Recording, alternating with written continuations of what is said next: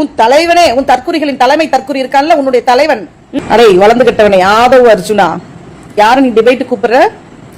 தமிழ்நாட்டோட 6 கோடி பேர் சேர்ந்து தேர்ந்தெடுத்த தமிழ்நாட்டுடைய முதல்வர் அவர்களையும் துணை முதல்வர் அவர்களையும் நீ வந்து டிபேட் கூப்பிடுற. அவ்வளோ பெரிய அப்பாட்டக்கரா நீ, அவ்வளோ பெரிய அரசியல் ஞானியா நீ, அரசியல் முதிர்ச்சி உள்ளவரா நீ? சாதிவாரி கணக்கெடுப்பா, சாதிவாரி கணக்கெடுப்பு.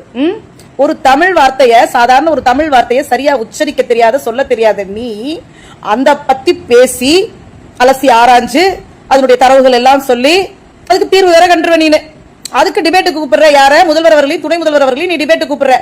உங்ககிட்ட டிபேட் பண்றதுக்கு, உங்ககிட்ட சரியா உட்கார்ந்து பேசுறதுக்கு அவங்க தேவையில்லை.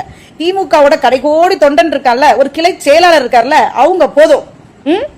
அவங்க உட்கார்ந்து உன்னுடைய கேள்விகளுக்கெல்லாம் பதில் சொல்லுவாங்க. ஏன்னா உனக்கு தெரியாத விஷயங்களை கூட அவங்க உனக்கு சொல்லி தருவாங்க. அதனால நீயே உன்னை வந்து ரொம்ப பெருசா நீ மதிச்சுக்காத. நீ அவ்வளவுதான், எங்களை பொறுத்த வரைக்கும் நீ அவ்வளவுதான். நீ மட்டும் இல்ல, உன் தலைவனே, உன் தற்குறிகளின் தலைமை தற்குறி இருக்கான்ல உன்னுடைய தலைவன், அந்த நடிகன், அவன் கூட எங்களுடைய கிளை செயலாட்ட கூட உட்காந்து பேச முடியாது. எழுதி கொடுத்தத ஒப்பிக்கணும்ட்டு எங்க டைவர்ட் ஆயிட்டா வந்து மறந்து போயிட்டு அந்த ஷீட்டை கையில வச்சுக்கிட்டு பக்கத்திலேயே செத்து விழுந்தாங்க ஜனங்க கரூர்ல.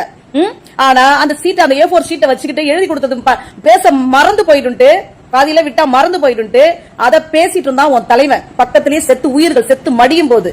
ஆனா அதுக்கெல்லாம் நீங்க காரணம் இல்ல, செந்தில் பாலாஜி அவர்கள் தான் காரணம். விசாரணைன்னு ஒண்ணு இருக்கு அண்ணாத்த, என்ன இருக்கு?